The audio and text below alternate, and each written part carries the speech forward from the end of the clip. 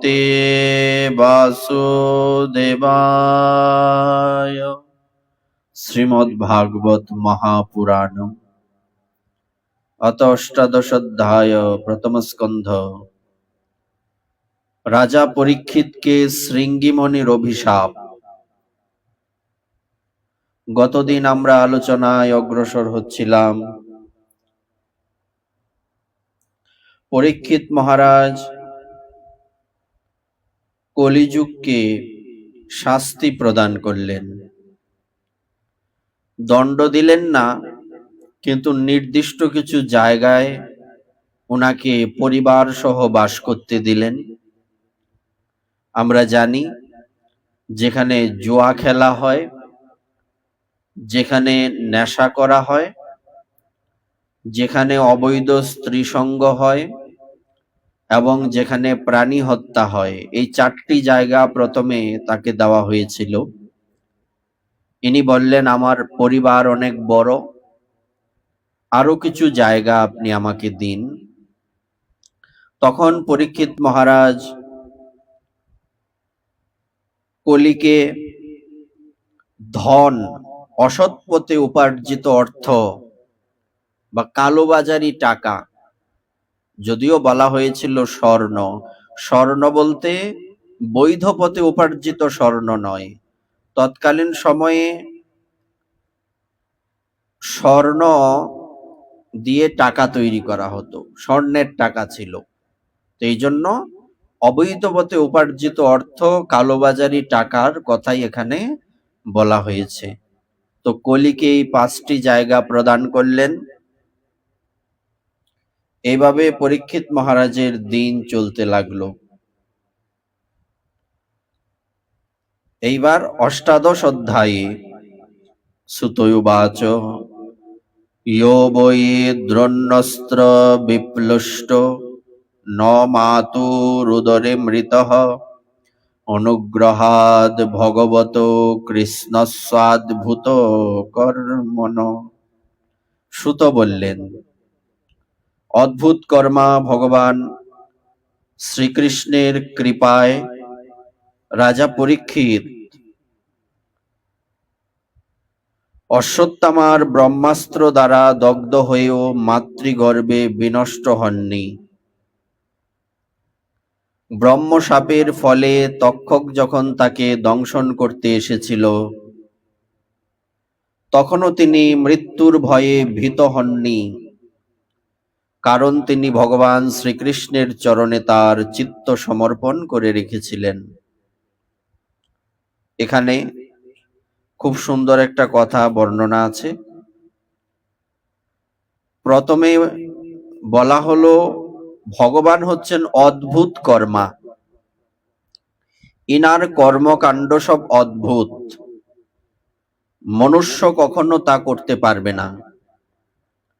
যেমনি ভগবান গীতাতে বললেন, জন্ম কর্ম চ মে দিব্যমেবং ইয়ো বেত্তি তত্ত্বত, যে আমার জন্ম কর্ম যা কিছু আছে সমস্ত কিছু হচ্ছে দিব্য। তো এই জন্য ভগবানকে বলা হচ্ছে অদ্ভুত কর্মা। ইনি অদ্ভুত অদ্ভুত লীলা করে থাকেন। ইনার কর্মকাণ্ড আমাদের মতো সাধারণেরা বুঝতে পারে না। ইনার কর্মকাণ্ড বুঝতে পারার মতো ক্ষমতা একমাত্র ওনারই আছে, অন্য কারো নেই। এদিকে আমরা জানি পরীক্ষিত মহারাজ ইনি তক্ষক নাগের দ্বারা ধ্বংসিত হয়েছিলেন। শৃঙ্গিমণির অভিশাপ ছিল, এটা আমরা সামনে পাব। তো যখন তক্ষক ওনাকে দংশন করেছিল, তখন তিনি মৃত্যুর ভয়ে ভীত হননি। কেন না, যারা ভগবানের চরণে সমর্পিত থাকেন, যারা ভগবানকে একমাত্র আশ্রয় বলে স্বীকার করেন, ভগবান ভিন্ন, যাদের দৃষ্টি অন্য কোথাও যায় না। স্ফুরতুব শচীনন্দন, হৃদয় কন্দরে ভগবান স্বয়ং যাদের প্রকট থাকেন, সেই সমস্ত ভক্তদের মৃত্যুর ভয় থাকে না। মৃত্যুর ভয়ে তারা ভীত নন। তিনি সর্ববিষয়ে আসক্তি ত্যাগ করে গঙ্গা তীরে বসে ব্যাসনন্দন সুখদেবের উপদেশ মতো ভগবত তত্ত্ব সম্যক রূপে অবগত হয়ে নিজের দেহ ত্যাগ করেছিলেন। এটাই আমাদের লক্ষ্য থাকবে, যে আমরা যাতে মৃত্যুর আগে প্রকৃত তত্ত্ব অবলম্বন করে সেই শ্রীহরি চরণে সমর্পণ করে নিজেকে তারপর পৃথিবী থেকে বিদায় নিতে পারি। তো সেটাই হয়েছিল পরীক্ষিত মহারাজের সাথে। শ্রী গোবিন্দের লীলা কথায় যারা সর্বদা অনুরক্ত থেকে সেই কথামৃত পান করতে করতে তার পাদপদ্ম সর্বদাই চিন্তন করেন, মৃত্যুকালেও তাদের কোনো মোহ থাকে না। কিভাবে মোহ থাকবে? মোহকে তো তারা ত্যাগ করে দিয়েছেন। মোহ তো তাদেরকে আবদ্ধ করতে পারে না। কেননা আমরা গীতার থেকে জানি, ভগবান বলেছেন, দৈবী হিয়াসা গুণময়ী মম মায়া দূরত্বয়া। এই দৈবী গুণ সম্পন্ন মায়া অত্যন্ত শক্তিশালী, দূরতিক্রমণীয়া। একে অতিক্রম করা প্রায় অসম্ভব। কিন্তু মামে বোঝে প্রপদ্যন্তে মায়ামে তাম তরন্তিতে, যে ব্যক্তি আমার চরণে শরণাগত হয়, ভগবান বললেন একমাত্র সেই ব্যক্তি মায়া থেকে মুক্ত হতে পারেন। তো পরীক্ষিত মহারাজ উনি তো মায়া মুক্ত হবেনি। বলছে কেন? কারণ পরীক্ষিত মহারাজ ইনি ভগবানের চরণে প্রপত্তি করেছিলেন, ভগবানের চরণে নিজেকে সঁপে দিয়েছিলেন। ইনার কোনো মোহ ছিল না, ইনার কোনো আসক্তি ছিল না। সংসারকে মুহূর্তের মধ্যে ত্যাগ করেছেন। এটা ওনার জন্য আশ্চর্য কিছু নয়। বলছে কেন? বলছে কারণ যার বংশে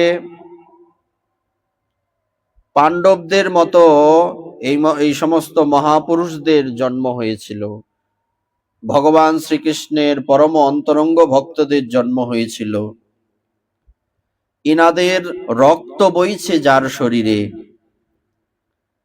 তার বেলায় তো এটা অসম্ভব কিছু নয়, এটা আশ্চর্যজনক নয়, এটা স্বাভাবিক।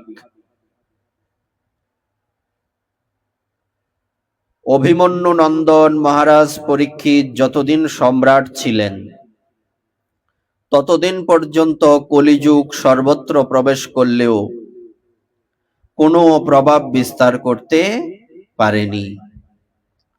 কলি তো সেদিনেই পৃথিবীতে প্রবেশ করে গিয়েছিলেন, যেদিন ভগবান শ্রীকৃষ্ণই ধরাধাম ত্যাগ করে চলে গিয়েছেন।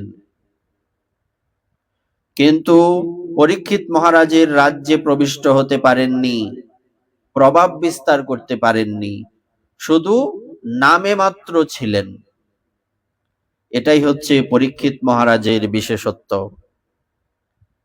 যেদিন যে মুহূর্তে শ্রীকৃষ্ণ পৃথিবী ত্যাগ করেছেন, সেই দিন সেই সময় থেকে পৃথিবীতে অধর্মের মূল কারণ কলি প্রবেশ করেছে।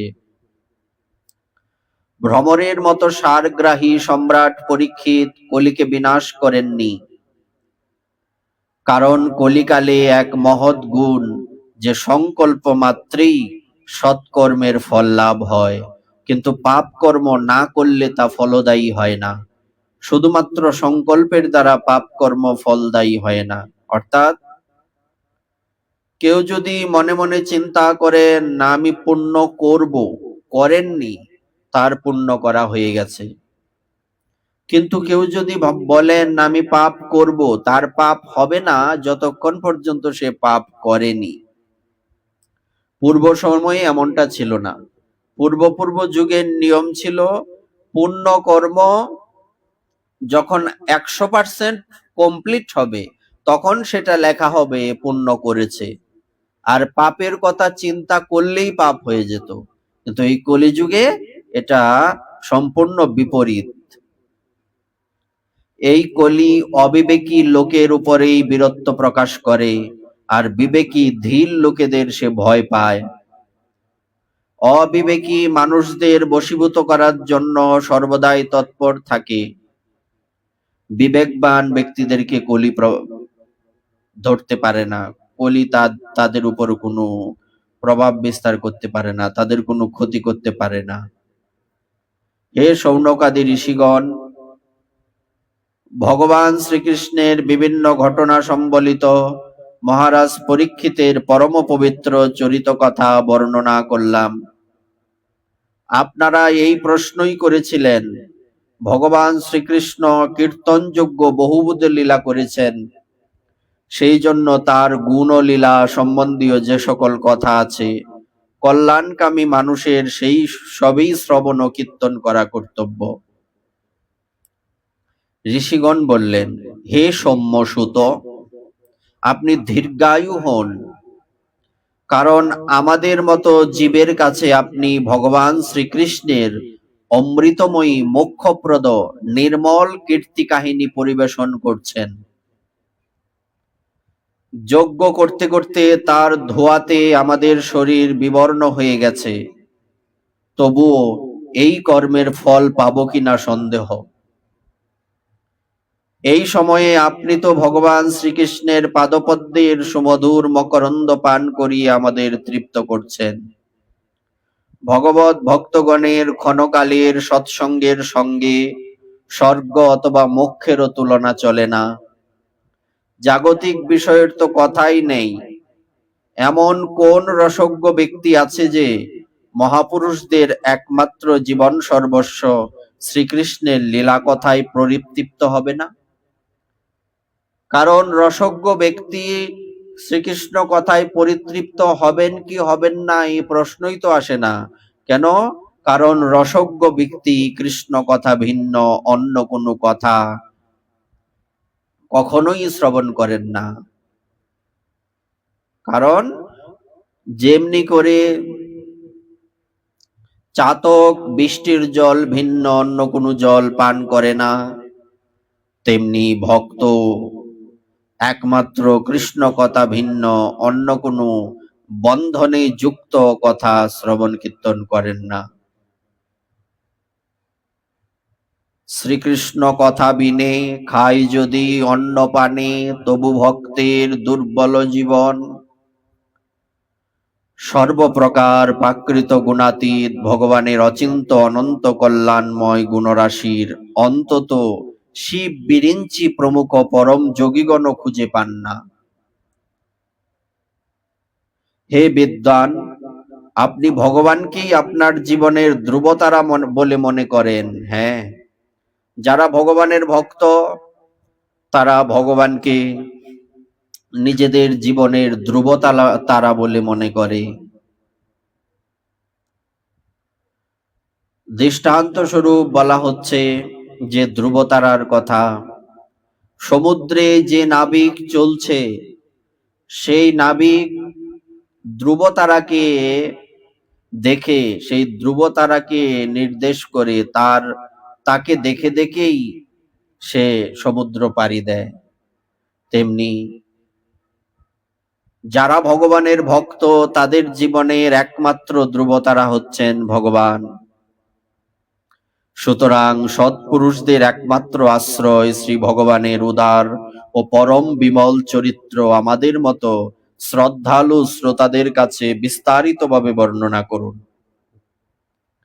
সেই পরম বৈষ্ণব মহামতি পরীক্ষিত সুখদেবের মুখ থেকে যে জ্ঞানের উপদেশ শুনে মোক্ষ স্বরূপ শ্রী ভগবানের পাদপদ্ম লাভ করেছিলেন, আপনি অনুগ্রহ করে সেই জ্ঞান এবং পরীক্ষিতের পরম মধুর পবিত্র উপাখ্যানের বর্ণনা করুন, কারণ তার মধ্যে কোনো কিছু গোপন করা হয়নি, আর ভগবত প্রেমের অপূর্ব যোগনিষ্ঠার নিরূপণ করা হয়েছে।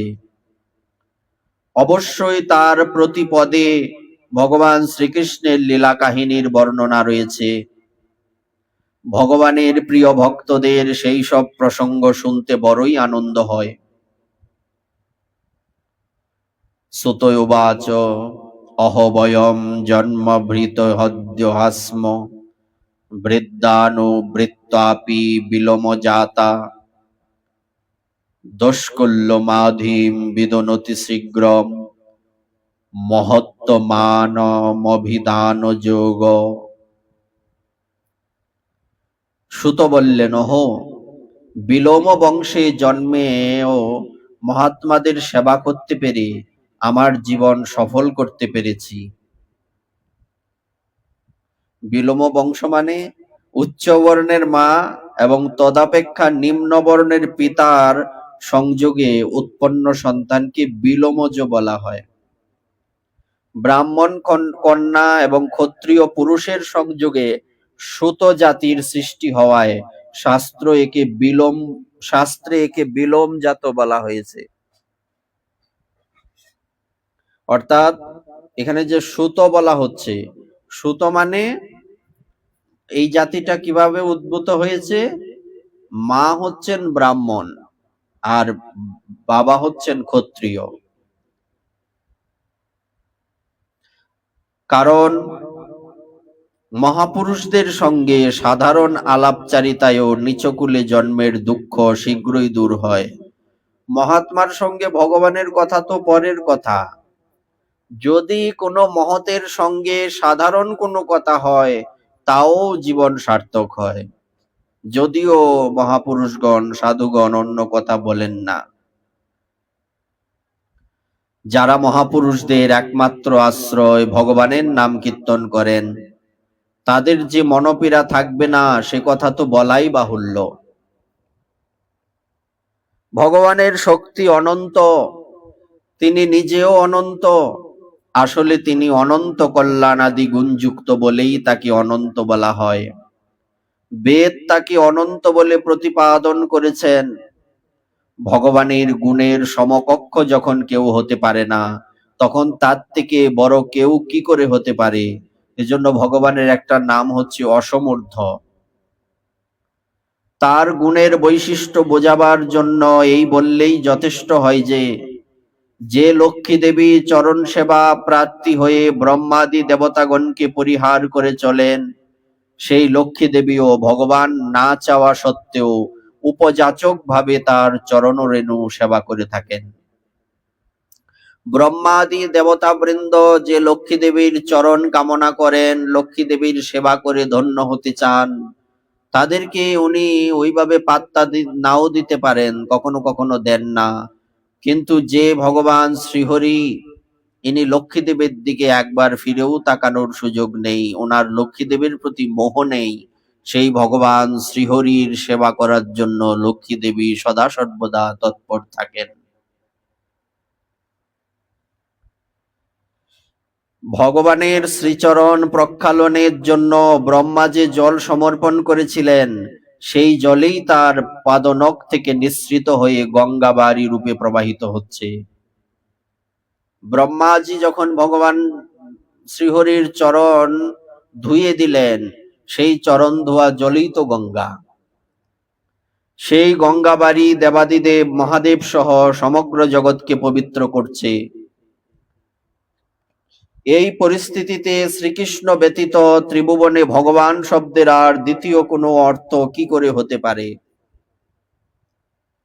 যে শ্রী গোবিন্দ চরণে অনুরক্ত হয়ে সাধু বিবেকবান ব্যক্তিগণ কোনো রকম দ্বিধা না করে দেহ গেহাদিতে দৃঢ় আসক্তি ত্যাগ করেন এবং ভাগবত পরমহংস পদ প্রাপ্ত হন, যে স্থিতিতে অহিংসা এবং আত্যন্তিক শান্তি স্বাভাবিকভাবে বিরাজ করে, হে সূর্যতুল্য ভাস্বর মহাত্মাগণ, আপনারা আমাকে যে প্রশ্ন করেছেন, নিজ বুদ্ধি অনুযায়ী তার উত্তর জানাচ্ছি।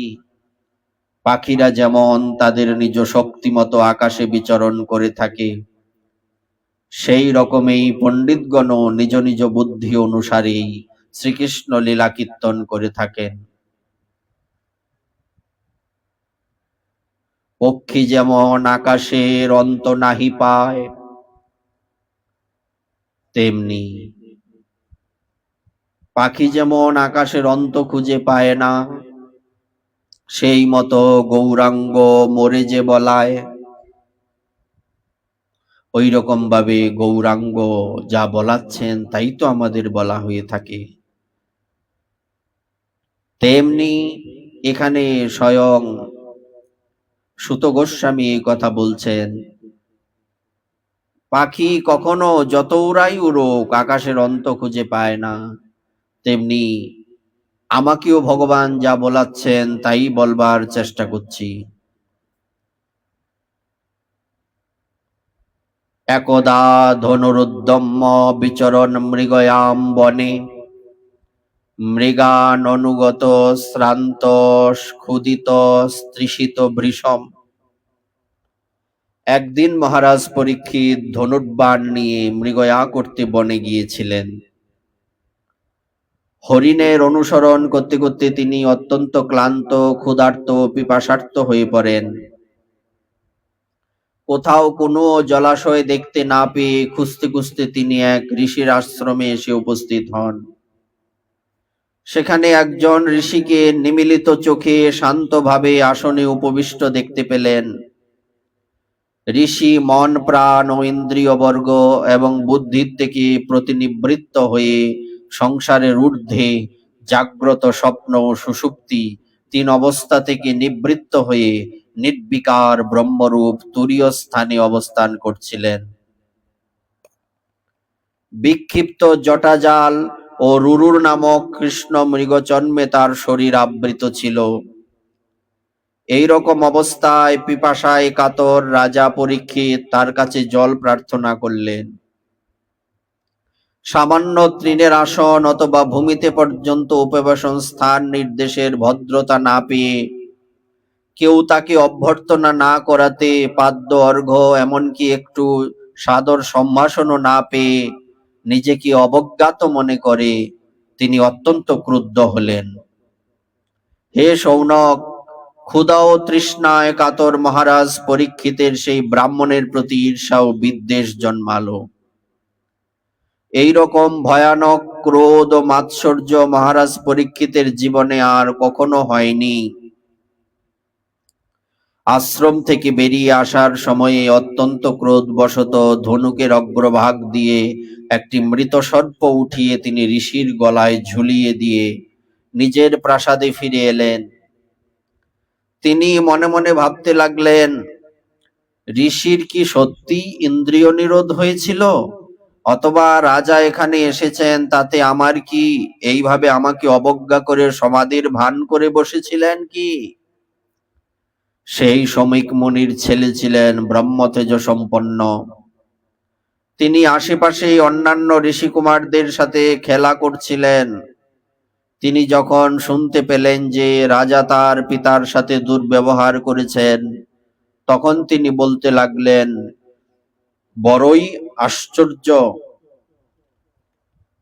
এই সব নরপতি বাচ্য ব্যক্তিগণ উচ্ছিষ্ট ভোজী কাকের মতো হৃষ্টপুষ্ট কিরকম অন্যায় করছে।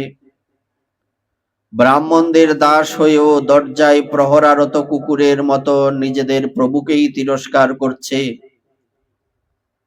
ব্রাহ্মণরা ক্ষত্রিয়দের তাদের দ্বারপাল রূপে নিযুক্ত করেছেন, তাদের উচিত দরজায় দাঁড়িয়ে পাহারা দেওয়া, ঘরের মধ্যে ঢুকে প্রভুর বাসনে খাবার খাওয়াতে তাদের অধিকার নেই। সুতরাং কুপদগামীদের শাসক ভগবান শ্রীকৃষ্ণ পরম ধামে গমন করার পর এই ধর্মমর্যাদা লঙ্ঘনকারীকে আমি আজ শাস্তি দেব। আমার তপবল তোমরা দেখো। নিজের বন্ধুদের এই কথা বলে ক্রোধে রক্তচক্ষু সেই ঋষি বালক কৌশিকী নদীর জলে আচমন করে তার বজ্রতুল্য অভিশাপ বাক্য উচ্চারণ করলেন। ইতি লঙ্ঘিত মর্যাদম তক্ষক সপ্তমে হনি দ্রংশতি স্ম কুলাঙ্গারম চোদিত মে ততদ্রুহম। কুলাঙ্গার পরীক্ষিত আমার পিতাকে অপমান করে মর্যাদা লঙ্ঘন করেছে, সুতরাং আমার আদেশে আজ থেকে সপ্তম দিনে তাকে তক্ষক নাগ দংশন করবে। এরপরে সেই বালক নিজের আশ্রমে প্রবেশ করে পিতার গলায় সর্প দেখে দুঃখে কাতর হয়ে উচ্চৈঃস্বরে রোদন করতে লাগলেন। হে বিপ্রবর শৌনক, শমিক মুনি তার ছেলের বিলাপ শুনে ধীরে ধীরে চোখ খুললেন এবং দেখলেন যে তার গলায় এক মৃত সর্প ঝুলছে। সেই সাপটিকে ছুঁড়ে ফেলে দিয়ে তিনি ছেলেকে জিজ্ঞাসা করলেন, হে বৎস, তুমি কাঁদছো কেন? কেউ কি তোমার কোনো ক্ষতি করেছে? পিতার এই প্রশ্নের উত্তরে ঋষি বালক সমস্ত বৃত্তান্ত নিবেদন করলেন। রাজার প্রতি অভিশাপের কথা শুনে ব্রহ্মর্ষি সৌমিক পুত্রের কর্মটি সমর্থন করতে পারলেন না। তার মতে পরীক্ষিতকে শাপ দেওয়া উচিত হয়নি। তিনি বললেন, ওহো মূর্খ বালক, তুমি মহাপাপ করেছ। দুঃখের কথা যে সামান্য ত্রুটিতে তুমি তাকে এত শাস্তি দিয়েছ। তোমার বুদ্ধি এখনো পরিপক্ক হয়নি। ভগবৎ স্বরূপ রাজাকে সাধারণ মানুষের সমান মনে করা তোমার উচিত হয়নি। কারণ নরপতির প্রবল প্রতাপে সুরক্ষিত নির্ভয় হয়ে প্রজাগণ নিজ নিজ মঙ্গল সাধনে নিরত রয়েছে। নৃপতির রূপ ধারণ করে নারায়ণ যখন পৃথিবীতে না থাকবেন তখন চোর ডাকাতের বৃদ্ধি হবে এবং অরক্ষিত মেষপালের মতো প্রজাগণ অল্পকাল মধ্যেই নষ্ট হয়ে যাবে। রাজার নিধন হলে অরাজক অবস্থায় দস্যু তস্করেরা অবলীলাক্রমে যে পাপ করবে তার সঙ্গে আমাদের সম্বন্ধ না থাকা সত্ত্বেও আমরাও তার জন্য দায়ী হব। কারণ রাজা না থাকলে লুটতরাজ বৃদ্ধিপ্রাপ্ত হবে। তারা নিজেদের মধ্যে হানাহানি করবে, কটু কথা বলবে এবং গবাদি পশু, নারী এবং ধন সম্পত্তি অপহরণ করতে থাকবে। তখন চার ধর্মের বর্ণাশ্রমাচার সম্পন্ন বেদবিহিত সনাতন ধর্ম লুপ্ত হয়ে যাবে। অর্থলোভ এবং কামনা বাসনায় উন্মত্ত হয়ে মানুষ কুকুর এবং বানরের মতো যথেচ্ছ আহার বিহারে বর্ণ সংকরের সৃষ্টি করবে। সম্রাট পরীক্ষিত স্বয়ং মহাযশস্বী ও ধর্মরক্ষক, অনেক অশ্বমেধ যজ্ঞ তিনি করেছেন। তিনি ভক্ত চূড়ামণি, সেই রাজর্ষি ক্ষুধ পিপাসায় কাতর হয়ে আমাদের আশ্রমে এসেছিলেন। তিনি কখনোই আমাদের অভিশাপের যোগ্য নন। এই অপরিণত বুদ্ধি বালক আমাদের নিষ্পাপ এবং সেবক স্বভাব রাজার প্রতি অপরাধ করেছে। সর্বান্তর্যামী ভগবান দয়া করে তাকে ক্ষমা করুন। ভগবত ভক্তদেরও প্রতিকারের সামর্থ্য থাকে, কিন্তু অপরের দ্বারা কৃত অপমান, বঞ্চনা, অবজ্ঞা, নিন্দা, তাড়না প্রবৃত্তির কোনো প্রতিশোধ তারা নেন না। পুত্রকৃত অপরাধে শমিক মুনির অত্যন্ত পরিতাপ হয়েছিল। মহারাজ পরীক্ষিত যে তাকে অপমান করেছেন সেটা তিনি ধর্তব্যের মধ্যেও মনে করেননি। মহাত্মাদের স্বভাবই এই যে তাদের যদি কেউ সুখ বা দুঃখ দেয় তাহলেও প্রায়ই তারা তাতে হৃষ্ট বা ব্যতীত হন না। কারণ আত্মার স্বরূপ তো নির্গুণ, সুখ দুঃখের অতীত। ইতি শ্রীমদ্ভাগবতে মহাপুরাণে পরমহংস্যাম সংহিতায়াম প্রথম স্কন্ধে বিপ্রশাপ লম্ভনম নাম অষ্টাদশোধ্যায়। অতৈকোনবিংশ অধ্যায়। পরীক্ষিতের অনশনব্রত, সুখদেবের আগমন। মহীপতিস্তৎ তৎ কর্মগর্হৎ মহীপতিস্তৎ তৎকর্মগর্হম বিচিন্তয়ন্নাত্মকৃতম সুদুর্মনা অহময়া নিচ মনার্যবৎকৃতম নিরাগস ই ব্রহ্মণি গুরু তেজসী। সুত বললেন, রাজধানীতে ফিরে এসে নিজের নিন্দিত কৃতকর্মের জন্য পরীক্ষিতের অনুতাপ হতে লাগলো।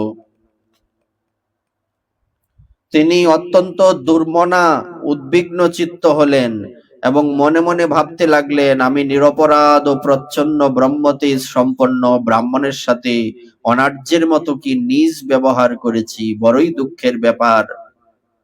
সেই দেবতুল্য মুনিকে অপমান করার ফলে শীঘ্রই আমার উপর দুর্নিবারণীয় কোনো বিপদ নেমে আসবে।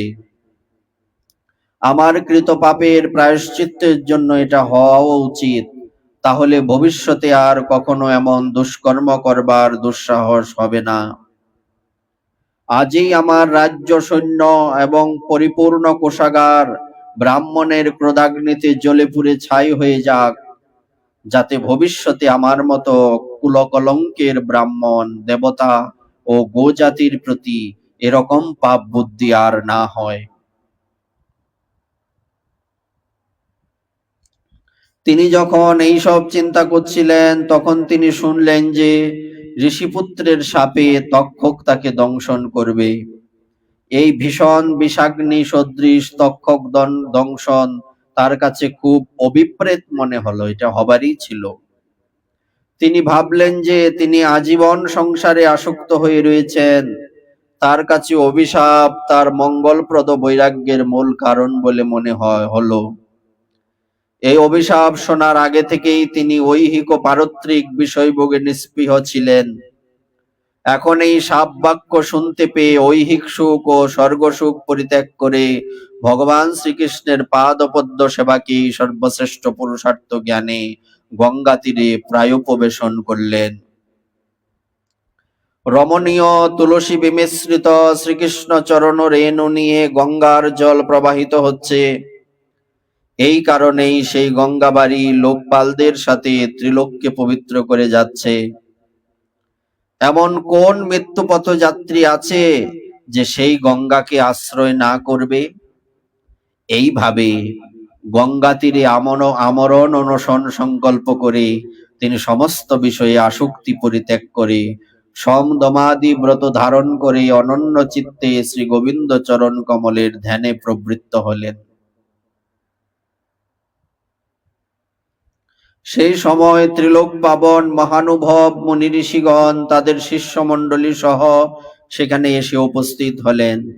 সাধুগণ প্রায়শই তীর্থযাত্রার ছলে স্বয়ংই সব তীর্থস্থানকে পবিত্র করেন। তাদের মধ্যে অত্রি, বশিষ্ঠ, চ্যবন, শরদ্দান, অরিষ্টনেমি, ভৃগু, অঙ্গিরা, পরাশর, বিশ্বামিত্র, পরশুরাম, উতত্ত, ইন্দ্রপ্রমদ, সুবাহু, মেধাতিথি, দেবল, আর্ষ্টিসেন, ভরদ্বাজ, গৌতম, পিপ্পলাদ, মৈত্রেয়, ঐর্ব, কবশ, অগস্ত্য, ভগবান ব্যাস, নারদ এবং এরা ছাড়া আরো কত শ্রেষ্ঠ দেবর্ষি, ব্রহ্মর্ষি এবং অরুণাদি রাজর্ষিগণের গঙ্গা তীরে শুভাগমন হলো। এইরকম বিভিন্ন গোত্রজাত প্রধান প্রধান ঋষিমুনিদের একত্রিত দেখে মহারাজ পরীক্ষিত প্রত্যেকের যথাযোগ্য অর্চনা করে ভুলুণ্ঠিত হয়ে তাদের প্রণাম করলেন। সকলে সুখাসনে উপবেশন করলে মহারাজ পরীক্ষিত আবার তাদের প্রণাম করলেন এবং নির্মল চিত্তে কৃতাঞ্জলি পুটে তাদের সামনে দাঁড়িয়ে নিজের প্রায়োপবেশনাদি বৃত্তান্ত নিবেদন করলেন। মহারাজ পরীক্ষিত বললেন, ওহো, সমস্ত রাজন্যবর্গের মধ্যে আমি ধন্যতম, কারণ আমার স্বভাব ও আচরণের দ্বারা আমি আপনাদের মতো মহাপুরুষদের কৃপার পাত্র হতে পেরেছি। রাজকুলের মানুষেরা প্রায়ই নিন্দিত কর্ম করার ফলে ব্রাহ্মণদের পাদ প্রক্ষালনে বিমুখ হয়, এটা বড়ই দুঃখের কথা। আমিও তো রাজাই বটে, ক্রমাগত দেহ গেহাদিতে আসক্ত থাকার ফলে আমিও পাপ রূপেই হয়ে গেছি। এরই ফলে স্বয়ং ভগবানই ব্রাহ্মণের শাপ রূপে আমার উপর কৃপা করার জন্য উপস্থিত হয়েছেন। এই শাপ বৈরাগ্য উৎপন্নকারী, কারণ এই জাতীয় শাপে সংসারাসক্ত মানুষ ভীত হয়ে নির্বেদ প্রাপ্ত হয়।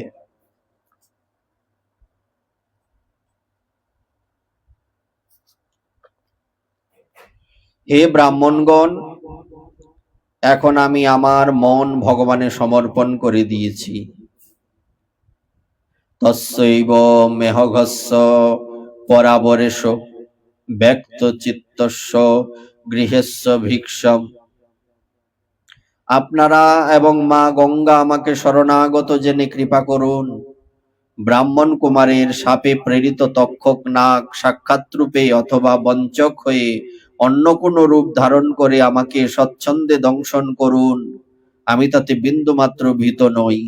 আপনারা দয়া করে শ্রী ভগবানের রসময়ী লীলা কীর্তন করুন। আমি আপনাদের চরণে পুনরায় প্রণাম করে এই প্রার্থনা করছি যে কর্মফলে আমার যে জনিতে জন্ম হোক, ভগবান শ্রীকৃষ্ণের চরণে যেন আমার অনুরাগ থাকে, তার চরণাশ্রিত মহাত্মাদের প্রতি যেন আমার বিশেষ প্রীতি থাকে এবং জগতের সব প্রাণীর প্রতি আমার যেন সখ্য ভাব থাকে।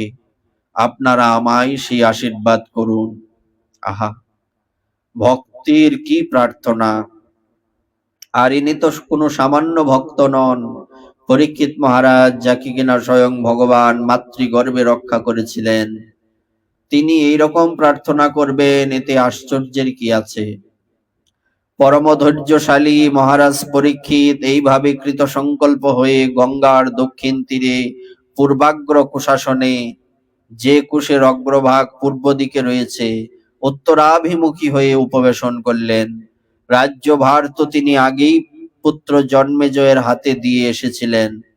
পৃথিবীর একচ্ছত্র সম্রাট পরীক্ষিত যখন এইরকম প্রায়োপবেশন গ্রহণ করলেন, তখন আকাশে অবস্থিত দেবতাগণ আনন্দ চিত্তে তার প্রশংসা করে পুষ্পবৃষ্টি করতে লাগলেন এবং পুনঃ পুনঃ দুন্দুভি বাদ্য হতে লাগলো। সেখানে উপস্থিত সব মহর্ষিগণই পরীক্ষিতের সংকল্পের প্রশংসা করলেন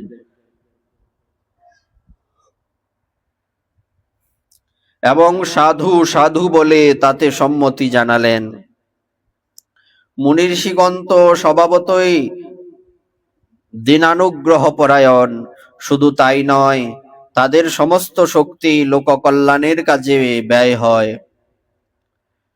তারা ভগবান শ্রীকৃষ্ণের কৃপা বৈভবে প্রভাবিত পরীক্ষিতের প্রতি বলতে লাগলেন, হে রাজর্ষি চূড়ামণি, শ্রীকৃষ্ণ সেবক ও কৃষ্ণানুরক্ত পাণ্ডু বংশধরদের পক্ষে এটা কিছু আশ্চর্য ব্যাপার নয়, কারণ ভগবানের সান্নিধ্য লাভ করার জন্য আপনারা কোটি কোটি নরপতি বন্দিত রাজসিংহাসন এক মুহূর্তে তৃণবৎ পরিত্যাগ করেছেন। এই ভক্ত চূড়ামণি পরীক্ষিত যতদিন পর্যন্ত না নিজের নশ্বর দেহ পরিত্যাগ করে সুখমোহাদিশূন্য প্রপঞ্চাতীত পরম ধামে গমন করবেন, ততদিন পর্যন্ত আমরা সকলে এই স্থানে অবস্থান করব।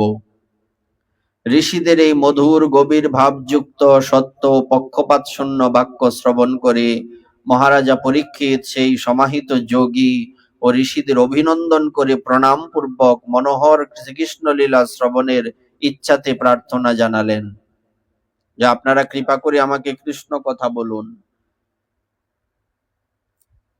তিনি বললেন, হে মুনিগণ, আপনারা সকলে সব দিক থেকে এখানে এসে পদধূলি দিয়েছেন। আপনারা সত্যলোক নিবাসী মূর্তিমান বেদ স্বরূপ। অপরের উপকার করা ছাড়া ইহলোকে বা পরলোকে আপনাদের আর কোনো প্রয়োজন নেই। এরূপেই আপনাদের স্বভাব। হে দ্বিজগণ, আপনাদের সম্পূর্ণ বিশ্বাস করে আমি আমার ইতি কর্তব্য সম্বন্ধে এই জ্ঞাতব্য বিষয়ে প্রশ্ন করছি। আপনারা সকলেই বিদ্বান, নিজেদের মধ্যে বিচার করে আমাকে বলুন, যে সকলের পক্ষে সকল অবস্থায়, বিশেষত আসন্ন মৃত্যু পথযাত্রী মানুষের পক্ষে কায়মনে করণীয় নির্দোষ কর্তব্য কি? এখানে ব্রাহ্মণদের কাছে রাজা দুটি প্রশ্ন রেখেছিলেন। প্রথম প্রশ্নে জিজ্ঞাসা করেন যে জীবের পক্ষে সদাসর্বদা কি করা উচিত, এবং দ্বিতীয় প্রশ্নে জিজ্ঞাসা করলেন যে আসন্ন মৃত্যুর সময় মানুষের কি করা উচিত। এই দুটো প্রশ্নই তিনি সুখদেবের কাছেও করেছেন এবং ক্রমশ এই দুই প্রশ্নের উত্তর দ্বিতীয় থেকে শুরু করে দ্বাদশ স্কন্ধ পর্যন্ত সুখদেব দিয়ে গেছেন। দুটি প্রশ্নের উত্তরে এত কথা। সেই সময় যদৃচ্ছাক্রমে বিনা উদ্দেশ্যে পৃথিবীতে ভ্রমণ করতে করতে সর্ববিধ অপেক্ষা শূন্য ব্যাসনন্দন ভগবান সুখদেব মহারাজ সেখানে এসে উপস্থিত হলেন। তিনি বর্ণ আশ্রমের বাহ্য চিহ্ন শূন্য, আত্ম উপলব্ধিতে পরিতুষ্ট, বস্ত্রাদি বেশ শূন্য, অবধূত রূপে তিনি ধূলিমুষ্টি নিক্ষেপ করতালি দানাদিরত বালকগণে পরিবৃত ছিলেন। ওনার চেহারা বেশভূষণ দেখে ওনাকে পাগল মনে করে ছোট ছোট ছেলেমেয়েরা বালি, ধুলি, মাটির ঢেলা ইত্যাদি নিক্ষেপ করছিল। তারপরে উনি পিছনে ফিরে তাকাননি, তারপরে ওনার কোনো ভূক্ষেপ নেই। তিনি ষোড়শবর্ষীয় যুবা পুরুষের মতো আকৃতি বিশিষ্ট। তার হাত পা, উরু, বাহু, স্কন্দ, কপল ও দেহ সুকোমল।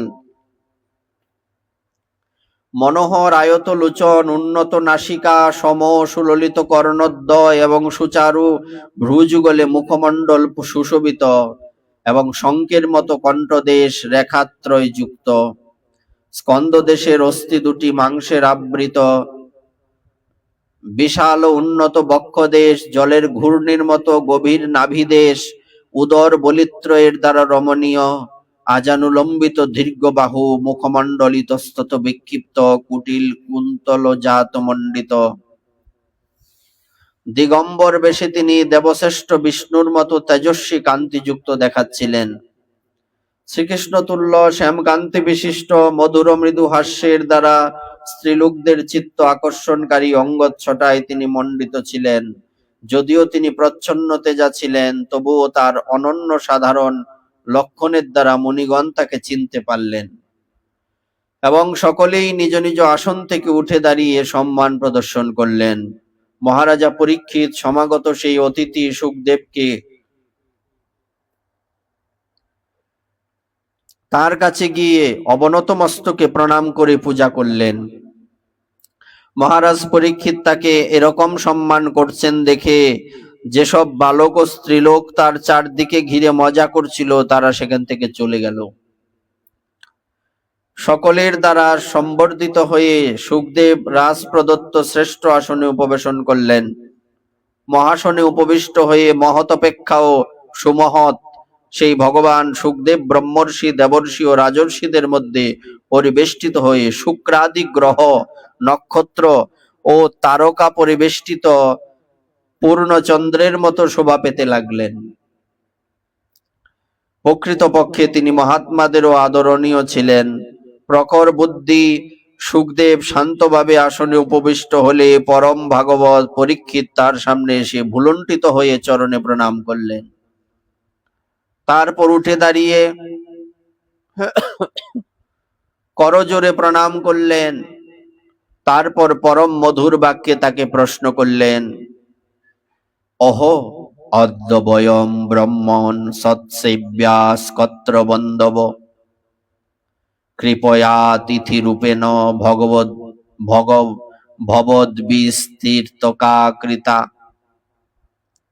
হে ব্রহ্মণ, আজ আমি অতীব ভাগ্যবান, কারণ ক্ষত্রিয়াধম হওয়া সত্ত্বেও আমি সাধু পুরুষদের সেবার অধিকারী হলাম। অতিথি রূপে এখানে এসে আপনি আমাকে তীর্থতুল্য পবিত্র করে দিয়েছেন। দর্শনে পবিত্র করো, এই তোমার গুণ। দর্শনেই আমি পবিত্র হয়ে গিয়েছি। আপনার মতো মহাত্মাকে স্মরণ করা মাত্র এই গৃহস্থদের গৃহ তৎক্ষণাৎ পবিত্র হয়ে যায়। অতএব দর্শন, স্পর্শন, প্রাদপক্ষালন এবং চরণপ্রান্তে উপবেশন করলে যে পরম পবিত্রতা লাভ হবে এ আর অসম্ভব কি? শুধুমাত্র আপনার নাম উচ্চারণ করলেই সব পবিত্র হয়ে যায়।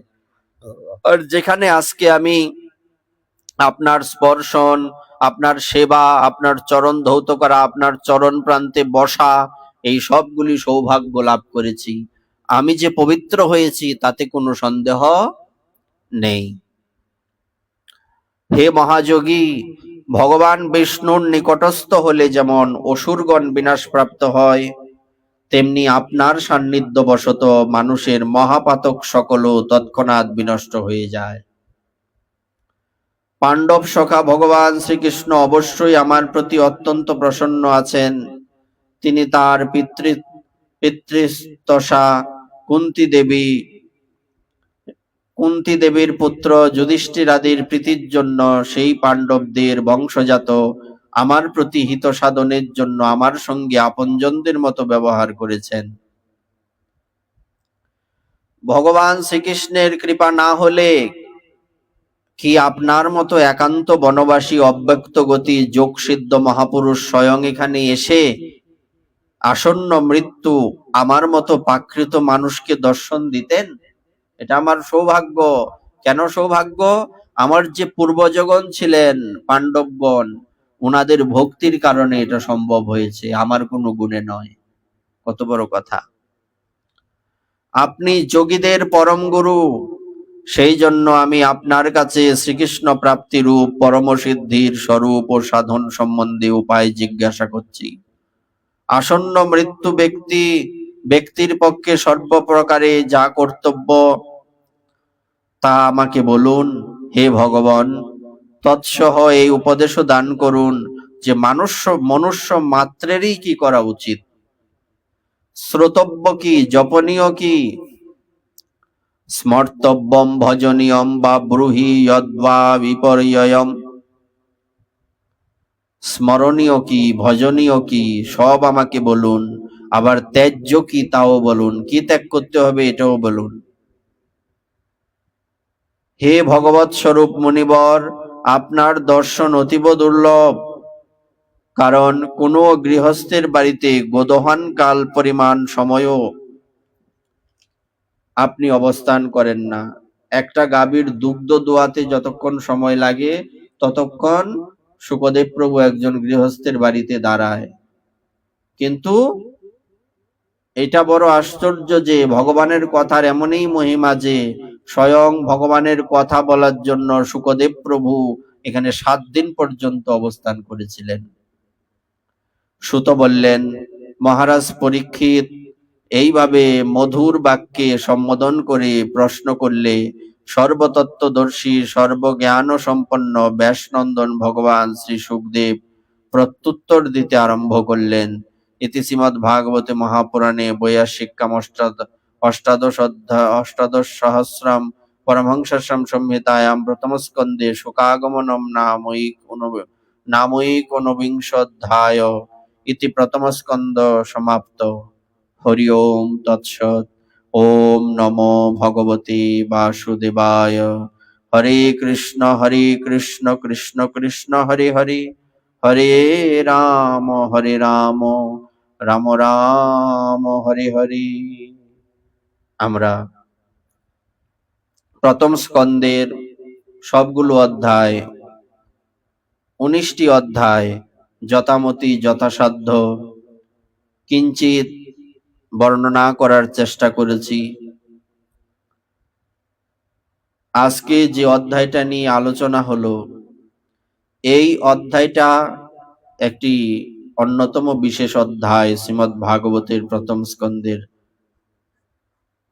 তো এই অধ্যায়ের মধ্যে স্পষ্ট রূপে বিশেষ রূপে পরীক্ষিত মহারাজের দুটো অধ্যায় তো আলোচনা হলো 18 আর 19, যেখানে স্বয়ং পরীক্ষিত মহারাজ ইনি কলির দ্বারা প্রভাবিত হয়ে সাধুকে অপমান করে এলেন। প্রশ্ন করতে পারেন যে পরীক্ষিত মহারাজের মতো এত বড় সাধু ভক্ত ইনি একজন ঋষিকে একজন মুনিকে কি করে অপমান করলেন, এটা ওনার মধ্যে কি করে এলো? এর কারণ স্বরূপ আমরা জানি যে কলির প্রভাবে এমনটা হয়েছে। কলির প্রভাব হলো কি করে? আমরা তো জানি কলি 5টি জায়গায় থাকবে, যেখানে মদ খাওয়া হয়, যেখানে জুয়া খেলা হয়, যেখানে অবৈধ স্ত্রী সঙ্গ হয়, যেখানে প্রাণী হত্যা হয় এবং অবৈধ পথে উপার্জিত অর্থ যেখানে থাকে। তাহলে পরীক্ষিত মহারাজের মধ্যে তো এই 5টির একটাও ছিল না, উনাকে কলি কেন গ্রাস করলেন? এই প্রশ্নের উত্তরে মহাজনগণ বলছেন, পরীক্ষিত মহারাজ যখন মৃগয়া করতে গেলেন তখন ওনার মস্তকে স্বর্ণের মুকুট ছিল। সেই স্বর্ণ মুকুটের প্রভাবে ওনার এমনটা হয়েছিল। তাহলে কি পরীক্ষিত মহারাজের সম্পত্তির মধ্যে অবৈধ সম্পত্তি ছিল? আগেই তো বলা হয়েছে, এখানে স্বর্ণ বলতে, ধন বলতে অবৈধ পথে উপার্জিত ধন, অর্থ, স্বর্ণ ইত্যাদির কথা বলা হয়েছে। তো পরীক্ষিত মহারাজের কি এমনটা ছিল? বলছে না, ছিল না। তাহলে এখানে মহাজন বলছেন, পরীক্ষিত মহারাজের মস্তকে যে মুকুটটা ছিল, সেই মুকুটটা ছিল রাজা জরাসন্ধের, কংসের শ্বশুর জরাসন্ধ। এটা তো অবৈধ ছিল। এই জন্য পরীক্ষিত মহারাজের মনে সাধুকে অবমাননা করার মতো মানসিকতা জেগেছিল। এটা সংঘ প্রভাব, স্পর্শ প্রভাব। এই জন্যই বলা হয়ে থাকে, বিষয়টা এরকম আর কি, যেমন যে ব্যক্তির শরীরে চর্মরোগ, এই ব্যক্তির গায়ের কাপড় যদি কোনো সুস্থ মানুষ পরে, এটার থেকে সেই রোগ, ছোঁয়াচে রোগ, তো সেই রোগটা তাকে ধরতে পারে। এটাকে বলে সঙ্গ দোষ, স্পর্শ দোষ। তেমনি এই মুকুটটা কার ছিল? এই মুকুটটা ছিল সম্রাট জরাসন্ধের। তো জরাসন্ধ দুষ্ট ব্যক্তি, তো তার স্পর্শ পেয়েছে এই মুকুটটি। তারপরে এটা অবৈধ স্বর্ণ, সেই জন্য এটা পরীক্ষিত মহারাজকে ধরেছে। তো এর প্রমাণ স্বরূপ আমরা জানি, পরীক্ষিত মহারাজ যখন বাড়ি ফিরে এলেন, মাথার থেকে মুকুটটা খুললেন, মুহূর্তের মধ্যে ওনার বিবেক জাগ্রত হলো। আমি কি করলাম? আমি একজন সাধুকে অপমান করে এলাম। আগে কিন্তু জাগ্রত হয়নি। মাথার থেকে মুকুটটা খোলা মাত্রই সেই বিবেক জাগ্রত হয়ে গেছে। আমরা এটার থেকে কি পাই? আমরা এটার থেকে পাই, যত ধরনের অবৈধ বিষয় আছে সেগুলির থেকে আমাদের দূরে থাকতে হবে, নতুবা ভজন দাঁড়িয়ে যাবে, নতুবা ভজনের ক্ষতি হবে, এগিয়ে যাওয়া সম্ভব নয়, অশান্তি কাজ করবে, হৃদয় এই সংসারের বিষয়ে আরো বেশি প্রবৃত্ত হয়ে যাবে, গোবিন্দ চরণে, গোবিন্দ সেবায়, গোবিন্দ ভজনে লাগবে না। আর ইনি আগে কিন্তু জানেননি যে ঋষি কুমার ওনাকে অভিশাপ দিয়েছেন। আগের থেকেই উনি বলছেন যে আমার সব ধ্বংস হওয়া উচিত, আমার রাজ্য নষ্ট হওয়া উচিত, আমার মৃত্যু হওয়া উচিত। তখনই উনি খবর পেলেন ঋষি কুমার ওনাকে অভিশাপ দিয়েছেন। উনি আনন্দে নৃত্য করতে লাগলেন। কেউ কেউ বলছেন পরীক্ষিত মহারাজ কি রাজত্ব হারানোর ভয়ে, হঠাৎ করে অসময়ে মরে যাওয়ার ভয়ে এরম পাগল হয়ে গেছেন তাই নৃত্য করছেন। বলছে একদম নয়। তো সত্যিটা কি? বলছে সত্যিটা হচ্ছে, স্বয়ং পরীক্ষিত মহারাজ ভাবছেন যে এই পৃথিবীতে কত কত লোক রয়েছে যাদের মৃত্যুর খবর তারা কেউ জানে না, কিন্তু আমি কত সৌভাগ্যবান, যেখানে 1 মিনিট আগে জানা যায় না মৃত্যু কবে হবে, আমি 7 দিন আগে জানতে পেরে গেছি আমার মৃত্যু কবে হবে। তো আমি এখন কি করব? মুহূর্তের মধ্যে উনি ওনার পুত্র জন্মেজয়ের হাতে রাজ্যভার সমর্পণ করে, এক কাপড়ে একটা কুশাসন হাতে নিয়ে, বৈরাগ্য ধারণ করে গঙ্গা তীরে উপবেশন করলেন। কত বড় শিক্ষা এখানে আছে! শুধু কি তাই, ইনি যখন সেই কুশাসনের মধ্যে গিয়ে বসে মা গঙ্গার কাছে প্রার্থনা জানাচ্ছেন, হে ভগবতী গঙ্গে, আমার সর্ব অপরাধ ক্ষমা করে আপনার কোলে আমাকে ঠাঁই দিন। আমি যে সাধুর চরণে অপরাধ করেছি, এর জন্য আমি যা আমার জন্য বিহিত হয়েছে, আমার যে শাস্তি হওয়া দরকার সে শাস্তি আমি অবশ্যই লাভ করতে প্রস্তুত। কিন্তু আমি চাই আমার মৃত্যুটা যাতে বিশেষভাবে হয়। কেন? আমি চাই আমি ভগবানের কথা শ্রবণ করতে করতে যাতে আমার মৃত্যু হয়, যাতে করে আমি মৃত্যুর পরে ভগবানের চরণে যেতে পারি। এই কথা যখন সব মুনি ঋষিগণ জানলেন, সকলে মিলে পরীক্ষিত মহারাজের কাছে সে গঙ্গা তীরে এলেন। ওনারা কি ভাবছেন? ওনারা ভাবছেন যে পরীক্ষিত মহারাজকে স্বয়ং ভগবান জন্মানোর আগেই উত্তরা মাতার গর্ভে, সেই মাতৃগর্ভে রক্ষা করেছিলেন, সেই পরীক্ষিত মহারাজ, ইনার যখন মৃত্যুকাল উপস্থিত হয়েছে, ভগবান না এসে পারবেন? পারবেন না। ইনি যে ভক্তকে রক্ষা করার জন্য প্রতিশ্রুতিবদ্ধ, নমে ভক্ত প্রণশ্যতি, ইনি বারবার বলছেন, উনি ওনার ভক্তের মাধ্যমে বলাচ্ছেন, অর্জুন আমি নয়, তুমি আমার হয়ে জগৎকে প্রতিজ্ঞা করে শুনিয়ে দাও, পৃথিবীর সব বিনাশ হয়ে গেলেও আমার ভক্তের কখনো বিনাশ হবে না। তো ভক্তের বিনাশ যাতে না হয়, সেখানে ভগবান অবশ্যই আসবেন। আর ভগবান যেখানে আসবেন, সেই জায়গায় আমরা ভগবানকে দর্শন পাই আর না পাই, ভগবানের গায়ের বাতাসটা যদি ভুলক্রমে আমাদের গায়ে লেগে গেল, সেই হেতু সেই সব মুনি ঋষি বৃন্দ পরীক্ষিত মহারাজকে মাঝখানে বসিয়ে চতুর্দিকে বসলেন। যে যে সাধুগণ আসছেন, প্রত্যেক সাধুকে সাক্ষাৎ সাষ্টাঙ্গ প্রণাম করে পরীক্ষিত মহারাজ বলতে লাগলেন, আমার আত্মকল্যাণের রাস্তা কি? এই সব বলতে বলতে যখন পরীক্ষিত মহারাজ নানান জনের কাছ থেকে নানা রকম কথা শুনতে পাচ্ছিলেন মুনি ঋষিদের থেকে, সেই সময়ে সেখানে সুখদেব প্রভু আগমন করলেন। সুখদেব প্রভু যখন আগমন করলেন, সুখদেব প্রভুকে সবাই দাঁড়িয়ে প্রণাম করলেন।